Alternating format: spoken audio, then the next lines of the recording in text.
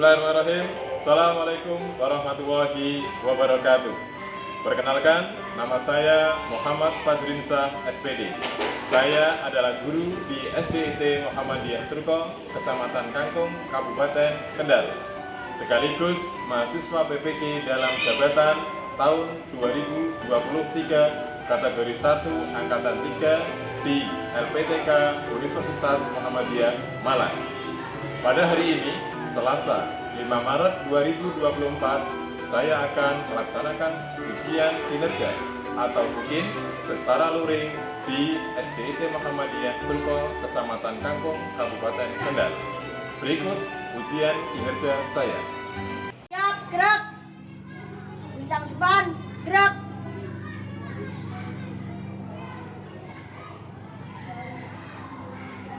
Tegak, gerak. Mas Muhammadiyah. Sang surya telah bersinar. Masuk ruangan. Bismillahirrahmanirrahim. Wa bismillahirrahmanirrahim. Wa ala rabbina tawakkalna. Rapi-rapian.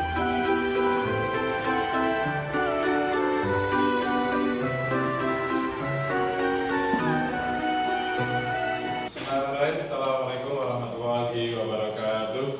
Waalaikumsalam warahmatullahi wabarakatuh. Sabahul khair. Sabahul nur. Kaifa halukum? Alhamdulillah bil khair. Bagaimana kabarmu hari ini? Alhamdulillah, subhanallah, Allahu akbar.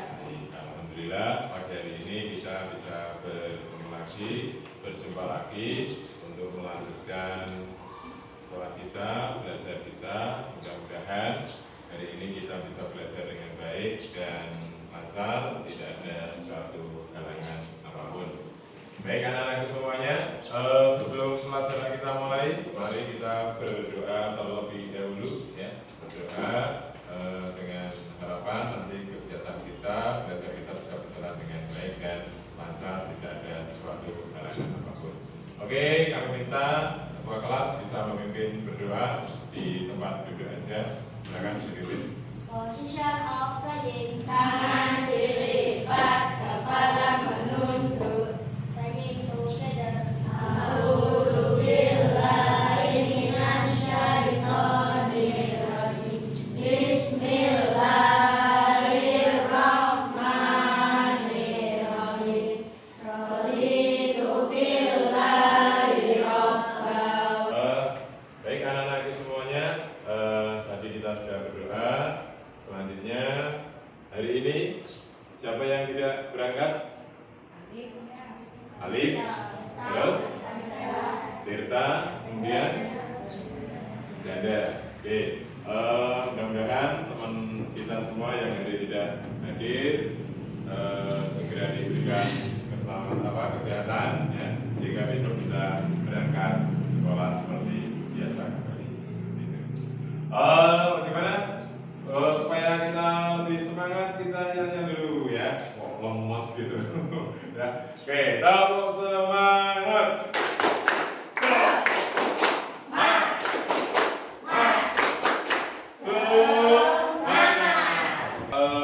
Untuk menumbuhkan rasa nasionalisme kita terhadap bangsa kita, terhadap negara kita, mari kita bernyanyi terlebih dahulu, ya. Kali ini kita akan nyanyi Satu Nusa Satu Bangsa. Sudah siap? Yuk, kita mulai. 1, 2, 3. Satu nusa, satu bangsa, satu bahasa kita. Baik anak-anakku semuanya, setelah ini kita akan mulai pelajaran, ya. Sebelum mulai pelajaran, Pak Wandrin pengen ngecek terlebih dahulu kesiapan dari kalian. Buku, alat tulis, buku paket, silakan dikeluarkan. Yang belum dikeluarkan, Pak Wandrin cek. Oke, Ini kelompok nama Senanda. Siap, bagus sekali. Mas Chandra juga sudah siap. Oke. Baik anak-anakku, pada pertemuan kemarin kita sudah belajar tentang apa? Sistem pernapasan pada manusia. Sistem pernapasan pada manusia. Oke. Salah satu alat buat bernapas kita apa? Apa? Hidung. Kemudian apa lagi? Paru-paru. Oke, ya. Itu adalah salah satu alat-alat yang kita gunakan untuk bernapas. Oke. Selanjutnya hari ini kita akan belajar bagaimana kita hidup dan bertumbuh. Untuk salah satu faktor kita tumbuh itu apa yang harus kita lakukan? Makan. Makan yang tentunya yang sehat, terus bergizi. Nah, itu adalah untuk menjaga pertumbuhan kita supaya bisa bertumbuh dengan baik. Ya. Baik, pada pertemuan kali ini nanti tujuan yang akan kita pelajari, ya, tujuan yang akan kita pelajari adalah kita dapat mengidentifikasi organ pencernaan dengan benar. Kemudian nanti melalui video pembelajaran peserta didik kalian ya, dapat mengurutkan proses pencernaan dengan benar. Kemudian melalui simulasi peserta didik dapat mendeskripsikan proses pencernaan dengan benar.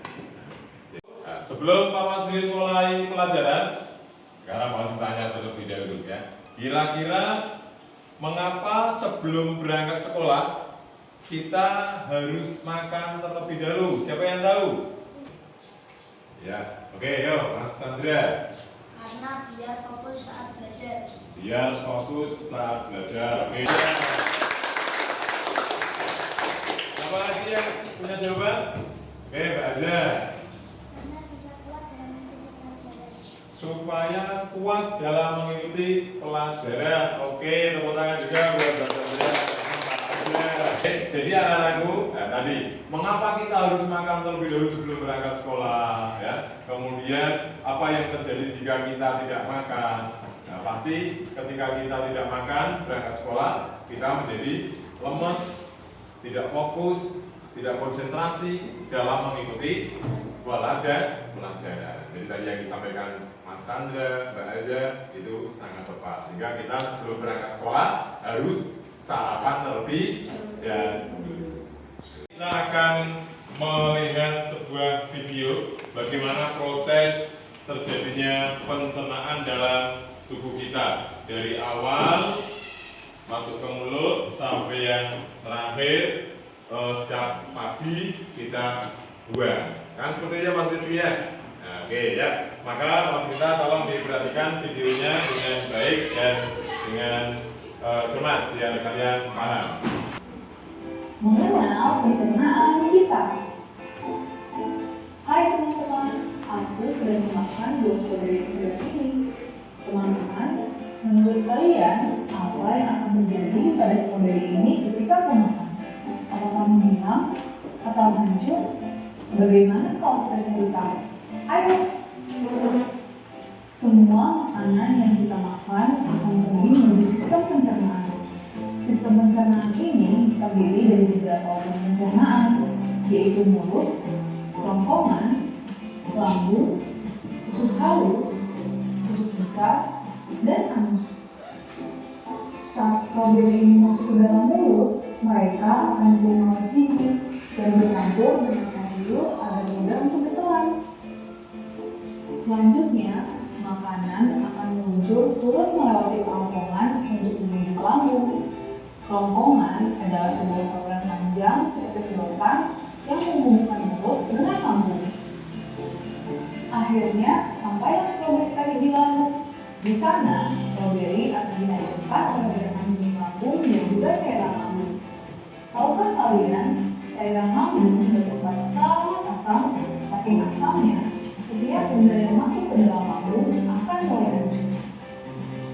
Selanjutnya, makanan akan menuju usus halus. Di usus ini, nutrisi makanan seperti vitamin akan diserap dan diedarkan ke seluruh tubuh kita.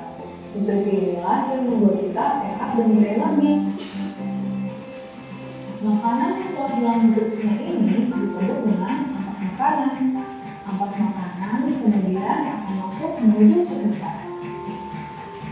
Di usus besar, air yang dimiliki ampas akan diserap sehingga menjadi lebih padat. Ampas-ampas ini kemudian masuk ke dalam rectum. Rectum adalah ujung dari usus besar. Mereka berfungsi sebagai tempat pemberhentian sementara sebelum ampas dikeluarkan dari tubuh melalui anus. Ampas yang keluar melalui anus inilah yang disebut makanan atau pup. Disinilah sebenarnya makanan kita berakhir. Mari kita hitung lagi. Jadi, makanan yang kita makan akan masuk pertama kali ke dalam mulut dan selanjutnya melewati kerongkongan untuk menuju ke lambung. Dari lambung, makanan akan menuju usus halus, usus besar, dan berhenti sementara di rectum. Sebelum akhirnya dikeluarkan dari tubuh kita melalui anus. Nah, itulah teman-teman yang terjadi pada makanan yang kita makan. Senang sekali belajar tentang pencernaan manusia bersama kalian. Sampai jumpa lagi. Ya, anak-anakku, tadi kalian sudah melihat videonya kan? Nah, itu adalah proses bagaimana tubuh kita mencerna makanan yang setiap hari kita makan. Nah, jadi kita patut bersyukur pertama kepada siapa? Allah. Bagaimana Allah menciptakan kita manusia itu sudah betul-betul dalam sebaik-baik bentuk. Sehingga setiap organ tubuh yang ada dalam tubuh kita ini sebenarnya berfungsi.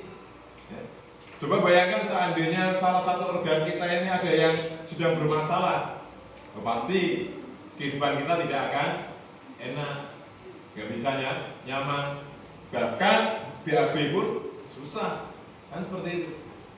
Jadi dari semua sistem ini memiliki peran masing-masing, memiliki fungsi masing-masing, seperti itu. Nah, sehingga kita harus bersyukur kepada Allah atas apa yang Allah berikan kepada kita. Nah, kita sebagai seorang pelajar yang muslim, yang beriman, maka kita harus betul-betul memperhatikan juga apa yang kita konsumsi, tidak asal sembarangan. Nah, maka ketika kita mengkonsumsi makanan yang kita masukkan ke dalam tubuh kita, itu harus yang bagaimana? Ya, baik, apalagi sehat, bergizi, apa? Nutrisi, apalagi vitamin. Nah, itu semua yang masuk dalam tubuh kita. Nah, semuanya harus ya baik. Baik tentunya karena kita sebagai seorang muslim harus yang halal. Tadi kita sudah melihat video pembelajaran. Dari proses pencernaan itu, organ yang terlibat dalam tubuh kita apa saja? Yang pertama, mulut. Yang kedua, kerongkongan. Yang ketiga, lambung. Yang keempat, usus halus. Yang kelima, usus besar. Yang keenam, anus. Itu adalah organ-organ tubuh yang bekerja ketika melakukan pencernaan dalam tubuh kita. Yuk sekarang kita lihat fungsinya apa sih dari setiap organ-organ yang ada itu. Ini yang pertama adalah mulut. Mulut apa? Mulut adalah pintu masuk makanan. Jadi pertama kali yang masuk itu lewatnya mulut. Ya. Di dalam mulut terdapat lidah, rongga mulut, kelenjar ludah, dan gigi. Ya. Jadi fungsi mulut bermacam-macam, yaitu menghancurkan makanan, mencerna makanan, mengecap rasa makanan, dan membantu menelan makanan. Di dalam mulut terjadi pencernaan mekanis yaitu dengan gigi dan lidah. Kemudian pencernaan kimiawi, yaitu dengan ludah yang mengandung enzim. Nah, enzim apa? Ptyalin. Seperti itu. Ya. Kemudian yang kedua, kerongkongan. Kerongkongan itu apa? Kerongkongan adalah penghubung. Jadi setelah dari mulut masuk kerongkongan, maka kerongkongan ini adalah penghubung antara mulut dengan lambung. Jadi antara lambung dan mulut ada kerongkongan. Kerongkongan disebut juga esofagus. Apa? Esofagus. Ya. Kerongkongan itu berbentuk tabung dan terdapat otot-otot. Otot pada kerongkongan berfungsi untuk membawa makanan dari mulut ke mana? Lambung. Seperti itu ya. Dengan menggunakan gerak peristaltik namanya. Kemudian setelah kerongkongan berarti ada apa? Lambung itu sendiri ya, ada lambung. Lambung itu apa? Lambung adalah organ pencernaan yang berfungsi untuk mencerna berbagai zat-zat makanan. Kemudian letak lambung berada di bawah sekat rongga badan. Di dalam lambung terjadi pencernaan kimiawi dengan menggunakan enzim baksit, enzim renin, enzim limpas, dan asam lambung. Jadi lambung itu berada di sebelah kiri. Nah, itu sebabnya kenapa kita kalau tidur disunahkan miringnya ke kanan. Biar apa? Posisi lambung tetap berada di atas sehingga lambung ketika kita tidur pun masih bisa berfungsi bekerja maksimal seperti itu ya, ini lambung ya. Nah, kemudian ketika kita makan nih, seorang pelajar yang muslim harus tahu lambung kita itu harus kita isi 3 macam. Yang pertama sepertiga buat makanan, sepertiga yang kedua buat minumnya, kemudian sepertiga yang ketiga untuk udara, untuk bernapas seperti itu. Nah, kalau diisi penuh makanan kok nggak ada airnya bagaimana? Nggak ada udaranya bagaimana? Nah, seperti itu. Ya, jadi harus ada 3. Ini yang ketiga adalah lambung. Seperti itu ya. Nah, kemudian organ yang keempat yaitu apa? Usus. Usus halus adalah tempat penyerapan sari-sari makanan. Di sini juga terjadi proses pencernaan kimiawi dengan bantuan enzim tripsin, enzim disakarase, enzim erepsin, dan enzim lipase. Sari-sari makanan diserap melalui jot-jot, jot-jot usus yang disebut villi. Seluruh sari makanan kecuali asam lemak dan gliserol diangkut melalui vena porta menuju ke hati. Sedangkan asam lemak dan gliserol diangkut melalui pembuluh limfa. Ya. Kemudian setelah dari usus halus, kemudian menuju ke mana? Usus besar. Ini usus besar itu merupakan usus terbesar. Namanya juga usus besar, berarti kan yang terbesar. Fungsi usus besar apa? Untuk memilah atau memilih, yaitu hasil pencernaan. Di sini terjadi penyerapan air dengan jumlah yang besar daripada organ lainnya, dan terjadi proses pembusukan sisa-sisa makanan dengan bantuan bakteri. Jadi ketika sampai di usus besar itu betul-betul diserap air-airnya, ya, sehingga apa? Sisa-sisanya itu mengeras. Nah, itu ya, mengeras. Nah, itu. Jadi nanti bisa dikeluarkan. Yang terakhir bagian organ tubuh kita, nah, ini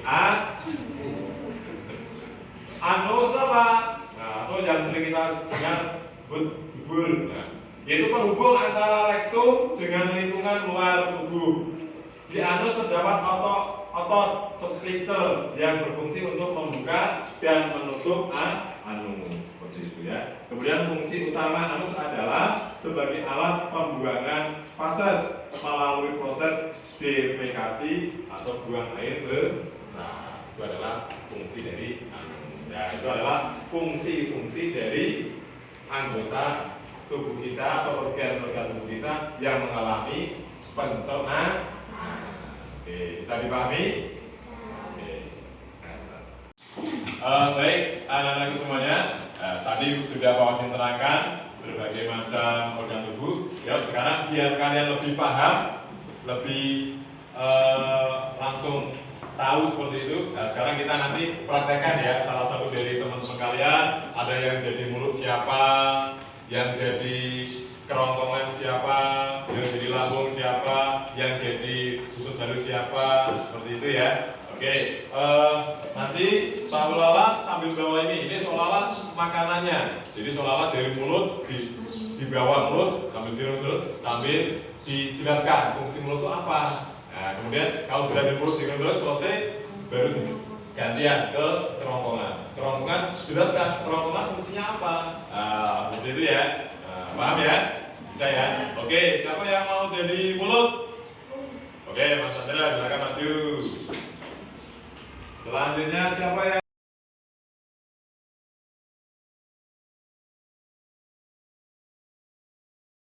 yang mau jadi usus halus? Ayo, maju aja.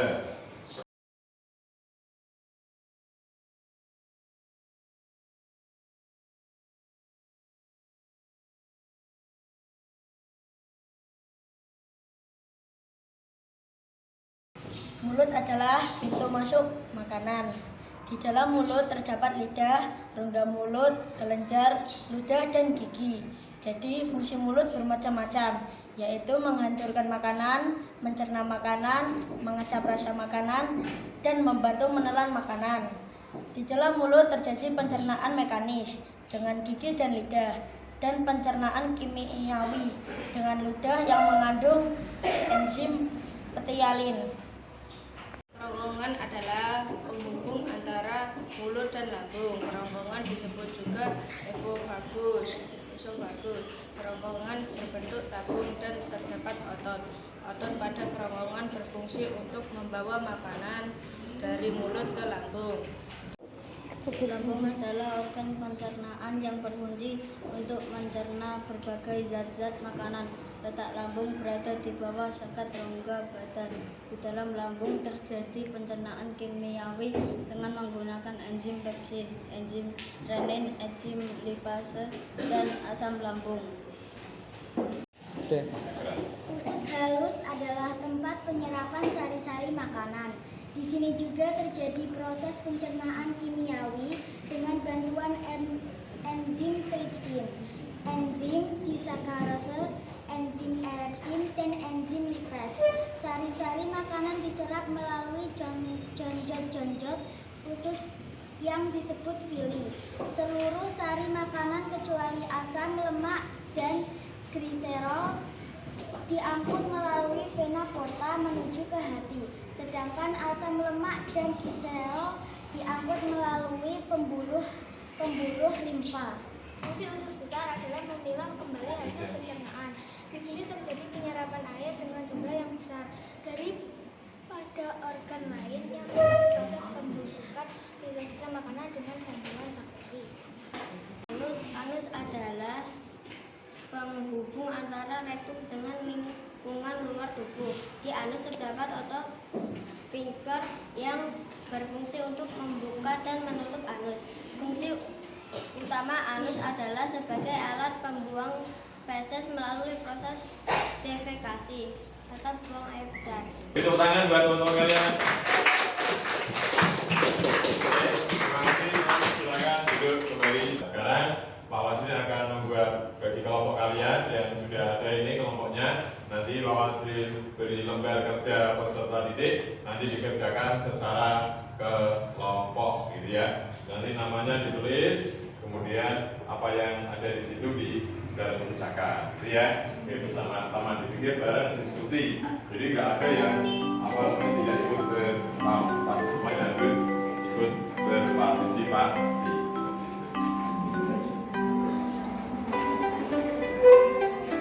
Ya, sekarang dikerjakan, silakan ditulis nama kelompoknya, siapa saja di dalamnya, kemudian didiskusikan apa yang ada di NKPD tersebut. Ya, silakan mengerjakan, dipikir bareng-bareng satu kelompok seperti itu ya. Level, silakan.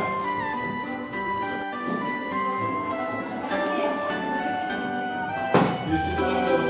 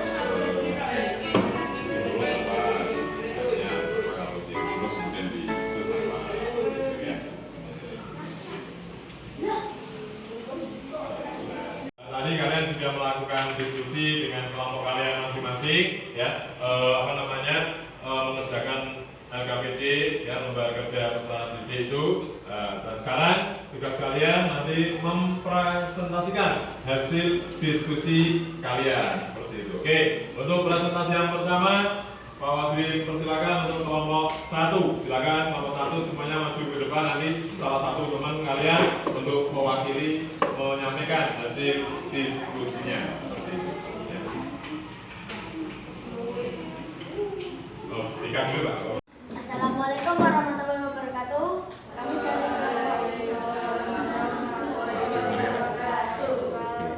Kami dari kelompok 1 akan mempresentasikan diskusi kami. Ya, bagian pencernaan manusia yang pertama adalah kerongkongan, yang kedua mulut, yang ketiga lambung, yang keempat usus halus, yang kelima usus besar dan anus. Ya, proses sistem pencernaan pada manusia. Yang pertama, kita makan melalui mulut dan masuk ke kerongkongan, lalu dihaluskan ke usus lambung dan diturunkan ke usus halus, lalu melewati usus besar dan turun ke anus. Sekian dari presentasi kami. Wassalamualaikum warahmatullahi wabarakatuh. Waalaikumsalam warahmatullahi wabarakatuh. Kelompok 1 ya, yuk beri tepuk tangan dulu buat kelompok 1.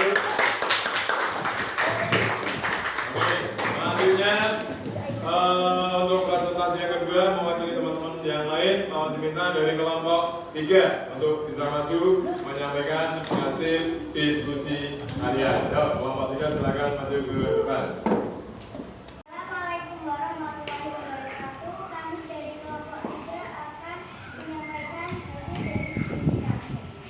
Intinya kita harus menjaga kesehatan kita, menjaga pencernaan kita dengan makan makanan yang baik, bergizi dan sehat. Intinya kami harus menjaga terus pencernaan kita dengan baik karena kita harus tubuh sehat, berkembang dengan baik. Cukup sekian diskusi kami. Wassalamualaikum warahmatullahi wabarakatuh. Waalaikumsalam warahmatullahi wabarakatuh. Tadi ya, terima kasih Pak Wandri sampaikan pada teman-teman yang sudah melakukan diskusi, kemudian dipresentasikan, nanti hasil kerja kelompok bisa dikumpulkan seperti itu ya. Jadi kesimpulannya, anak-anakku semuanya, kita harus menjaga ya, organ-organ pencernaan dalam tubuh kita supaya tetap sehat dan tidak mudah terkena penyakit dan baik anak-anakku. Sebelum pelajaran kita akhiri, sekarang Pak Masrin akan mengadakan tes evaluasi untuk perorangan nanti untuk mengukur sejauh mana pemahaman kalian tentang organ-organ tubuh yang berkaitan dengan sistem pencernaan, gitu ya. Oke, nanti ini silakan dikerjakan sendiri seperti itu.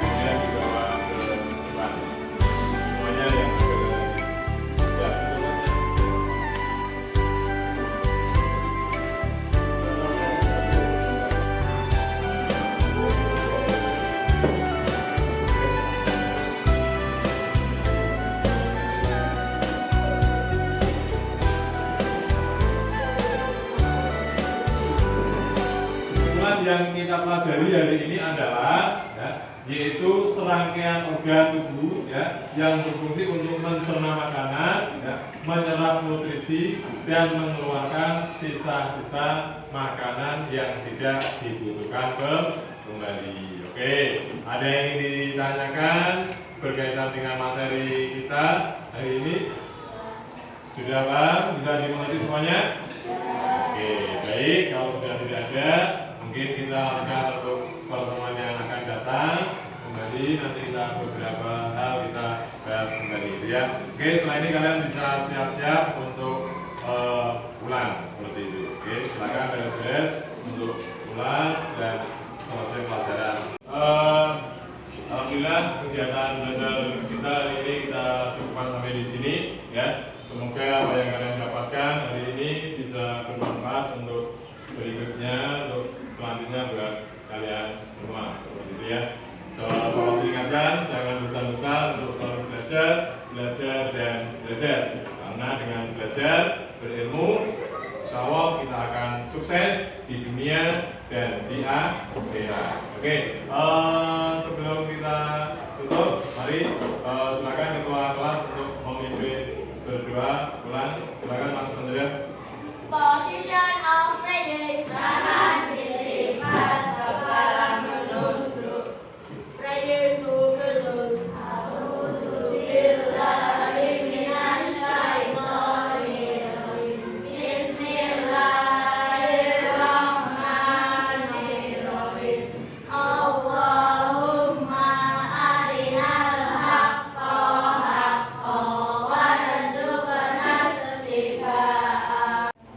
Baik anak-anakku, itu tadi belajar kita hari ini.